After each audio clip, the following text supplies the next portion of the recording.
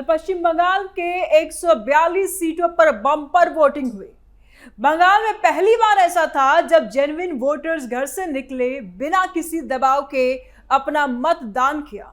हालांकि exit poll में ममता बनर्जी दोबारा आते हुए नहीं दिख रही है, लेकिन इन सबके बीच बंगाल में मतदान कराना किसी जंग से कम नहीं था।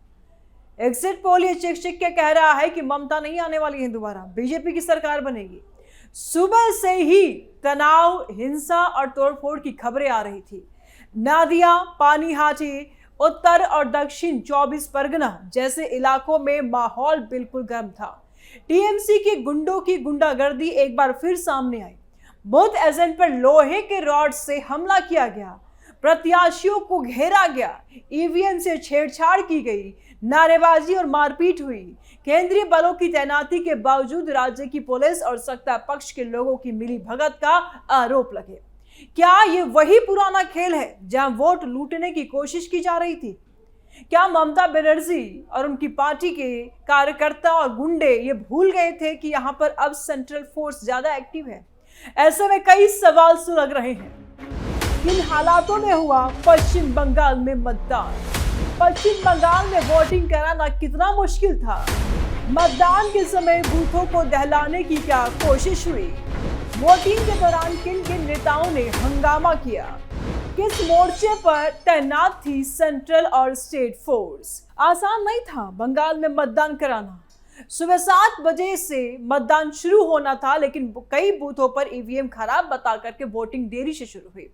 उत्तर 24 परगना के 12 नगर में बूथ नंबर 72 पर एक ही बूथ पर 5 बार ईवीएम बदली गई, फिर भी मतदान नहीं हो सका। मतदाता सुबह से लाइन में खड़े थे, थकान हुआ, गुस्सा आया और फ्रस्ट्रेट हुए, लेकिन वोट नहीं कर पाए। नादिया के चापड़ा में तो बीजेपी के पोलिंग एजेंट मुशर्रफ मीर पर लोहे के रॉड और बंदूक के बट से हमला हो गया। सिर पर 6 टाके लगे, अस्पताल में भर्ती हुआ। पानीहाटी में आरजे कर रेप मर्डर मामले की पीड़िता की मां और बीजेपी प्रत्याशी रत्ना देवनाथ को टीएमसी कार्यकर्ताओं ने घेर लिया। मोटरसाइकिल पर सवार होकर नारेबाजी की गई, गो बैक के नारे लगे और हमले की कोशिश की गई। उनके पति ने कहा कि पुलिस ने उन्हें हटाने की बजाय बीजेपी वालों को जगह छोड़ने को कहा। दक्षिण 24 परगना के फाल्ता और बसंती में बीजेपी प्रत्याशी देवांशु पांडा और विकास सरदार की गाड़ी पर 200 से 250 टीएमसी गुंडों ने हमला कर दिया। रॉड, बांस की छड़ें तोड़फोड़ की गई। भवानीपुर में शुभेंदु अधिकारी जब बूथ से निकले तो जय श्री राम और हिंदू हिंदू भाई भाई के नारे लगे। टीएमसी वालों ने जय बांग्ला से जवाब दिया और अफरा तफरी मचा दिया। हावड़ा के बाली में डॉन बास्को स्कूल के बूथ पर ईवीएम खराब होने से मतदाता भड़क गए। केंद्रीय बलों को लाठीचार्ज करना पड़ा। कई जगहों पर बीजेपी का बटन जाम करने या टेप से ढकने की कोशिशें रिपोर्ट हुई हैं। कई जगह पर तो टीएमसी के बटन पर इत्र लगाया गया था, जिससे वोटरों की उंगलियों को टीएमसी कार्यकर्ता सूंघ रहे थे। अर्जुन सिंह ने नोआपारा में डमी ईवीएम लगाने की आरोप लगाया है। कुल मिलाकर के मतदान 90% से ज्यादा हुआ, लेकिन माहौल डर और दबाव का था। केंद्रीय बलों की वजह से कुछ हद तक वोटिंग हुई, वरना तस्वीर और ज्यादा भयानक होती। टीएमसी का दावा है कि सब शांतिपूर्ण है, लेकिन ग्राउंड रियलिटी कुछ और कह रही है। पुरानी ताकत का इस्तेमाल वोट लूटने के लिए कई जगह की गई। ये हालात इसलिए बने क्योंकि बंगाल में दशकों से सत्ता पक्ष की गुंडागर्दी चली आ रही है। 2021 के बाद भी पोस्ट पोल वायलेंस की यादें ताजा है और इस बार चुनाव आयोग और केंद्र ने भारी केंद्रीय फोर्सेस भेजी। फिर भी स्थानीय स्तर पर टीएमसी के लोग बूथों पर दबाव बनाने की कोशिश कर रहे थे। मतदाता डरे हुए थे, लेकिन केंद्रीय बल देखकर कुछ हिम्मत जुटा रहे थे। सवाल यही है कि क्या यह हिंसा सिर्फ शुरुआती घंटों की थी या दिन भर चलती रही? ग्राउंड से पता चलता है कि जहां जहां केंद्रीय बल मजबूत थे वहां वोटिंग बेहतर हुई है। जहां राज्य पुलिस का दबदबा था वहां तोड़फोड़ ज्यादा बढ़ी। पश्चिम बंगाल में वोटिंग कराना कितना मुश्किल था? बंगाल में वोटिंग कराना हमेशा से चुनौतीपूर्ण रहा है, लेकिन इस बार दूसरे चरण में तो हालात और टाइट थे। सुबह से ही रिपोर्ट्स आने लगे, बूथ एजेंट पर हमला, प्रत्याशियों को घेरना, ईवीएम में गड़बड़ी, नादिया के चापड़ा में बीजेपी एजेंट को अस्पताल पहुंचाना पड़ा। पानीहाटी में रत्ना देवनाथ जैसी महिला प्रत्याशी जो आरजीकर पीड़िता की मां है, उन पर हमले हुए। दक्षिण 24 परगना में विकास सरदार ने बताया कि उनके जाने के बाद 250 टीएमसी गुंडे आ गए और वोट लूटने की कोशिश हुई। हावड़ा और बारानगर में ईवीएम खराब बता करके मतदान रोका गया। मतदाता घंटों इंतजार करते रहे। कई जगह बीजेपी के चिन्ह वाले बटन जाम कर दिए गए। मतदाता बटन दबाते थे लेकिन वोट रजिस्टर नहीं हुआ। अर्जुन सिंह ने डमी ईवीएम का आरोप लगाया। मतदाताओं को टीएमसी की बटन दबाने के लिए मजबूर किया गया। ममता बनर्जी ने सीआरपीएफ पर आरोप लगाया कि वे बीजेपी के इशारे पर काम कर रहे हैं, लेकिन ग्राउंड पिक्चर ठीक उलट है। जहां केंद्रीय बल थे वहां मतदाता बिना डर के वोट डाल रहे थे। पीएम मोदी ने भी कहा कि बंगाल में अब फेयरलेस वोटिंग हो रही है, जो दशकों बाद हुआ। लेकिन मुश्किल यही थी कि राज्य पुलिस कई जगहों पर टीएमसी के साथ नजर आ रही थी। पुलिस ने रत्ना देवनाथ को जगह छोड़ने को कहा, जबकि टीएमसी वालों को रोका नहीं। वोटिंग प्रतिशत 90% से ज्यादा हो चुका है और अच्छा लगता है कि ऐसी जगह पर इतनी अच्छी वोटिंग हुई, लेकिन पीछे की कहानी बहुत डरावनी है। कई मतदाता घर वापस लौट गए क्योंकि ईवीएम बार बार खराब हो रही थी। आईएसएफ और बीजेपी एजेंट्स को बूथ में घुसने से रोका गया। कुल मिलाकर के वोटिंग कराना मुश्किल इसलिए था क्योंकि टीएमसी की मशीनरी अभी भी बूथ लेवल पर कई जगह एक्टिव थी। धमकी देना, हमला करना, तोड़फोड़ करना इनकी आदत सी बन गई है और आज भी इन्होंने यही किया। केंद्रीय फोर्सेस की वजह से बड़े पैमाने पर बूथ कैप्चरिंग नहीं हो सकी, लेकिन छोटे छोटे स्तर पर हंगामा जारी रहा। जहां इन्हें मौका मिला वहां इन्होंने अपना रंग दिखाया। 2021 की तुलना में इस बार केंद्र की सख्ती से हिंसा कम हुई, लेकिन पूरी तरह से खत्म नहीं। टीएमसी जानती है कि अगर फेयर वोटिंग हुई तो उनकी सत्ता पर खतरा है, इसलिए गुंडों को मैदान में उतारा गया। सवाल यह है कि काउंटिंग के दिन क्या होगा? क्या पोस्ट पोल वायलेंस फिर दोहराएगा?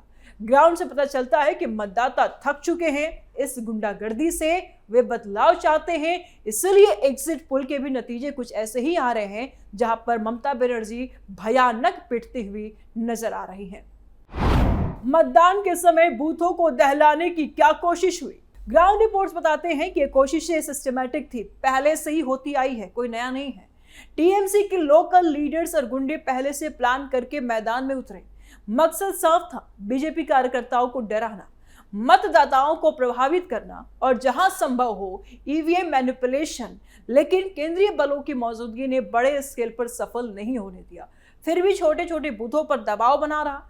मिस्ट्री ये है और सवाल ये है कि राज्य पुलिस कई मामलों में निष्क्रिय रही है या बीजेपी वालों को ही हटाती हुई नजर आई। क्या ये मिली भगत थी? इसमें कोई सवाल नहीं, कोई सस्पेंस नहीं है, बिल्कुल मिली भगत है ये। चुनाव आयोग इन सभी शिकायतों पर क्या एक्शन लेगा, ये भी बड़ा सवाल है। अगर देखें तो बंगाल की राजनीति में बूथ कैप्चरिंग पुराना फॉर्मूला है, लेकिन इस बार मतदाता और केंद्र सतर्क थे, इसीलिए हिंसा कहीं कहीं देखने को मिली। वोटिंग के दौरान किन किन नेताओं ने हंगामा किया? नेताओं का रोल भी विवादास्पद रहा। शुभेंदु अधिकारी भवानीपुर में बूथ विजिट पर गए, जय श्री राम के नारे लगाए। टीएमसी वालों ने विरोध करना शुरू कर दिया, हंगामा किया। पुलिस को भीड़ खदेड़नी पड़ी। रत्ना देवनाथ पानीहाटी में घिरी। उन्होंने पुलिस पर आरोप लगाया कि टीएमसी गुंडों को नहीं रोका गया, उनके पति को वहां से जाने के लिए कह दिया गया। पुलिस पक्षपाती हो गई है। देवांशु पांडा और विकास सरदार ने दक्षिण 24 परगना में अपनी गाड़ी पर हमले का आरोप लगाया, टीएमसी पर आरोप लगाया। BJP polling agent Musharraf Mir का केस सबसे गंभीर था। दूसरी तरफ ममता बनर्जी ने सीआरपीएफ और बीजेपी के इशारों पर काम करने का आरोप लगाया। उन्होंने क्लिप दिखाकर दावा किया कि टीएमसी कार्यकर्ताओं पर अत्याचार हो रहा है, लेकिन ग्राउंड से तस्वीरें एकदम उलट आ रही थी। टीएमसी कार्यकर्ता ही आक्रामक थे। बीजेपी नेताओं ने मुख्य रूप से शिकायतों की ओर फेयर वोटिंग की मांग की, जबकि टीएमसी पक्ष से दबाव बनाने और विरोध करने की कोशिशें ज्यादा नजर आई। शुभेंदु और रत्ना देवनाथ जैसे नेता मैदान में उतरकर मतदाताओं का मनोबल बढ़ाने की कोशिश कर रहे थे, लेकिन टीएमसी ने उन्हें टारगेट किया। सवाल ये है कि क्या ये नेता खुद हंगामा कर रहे थे या फिर मजबूरन जवाब दे रहे थे, या इनसे करवाया जा रहा था?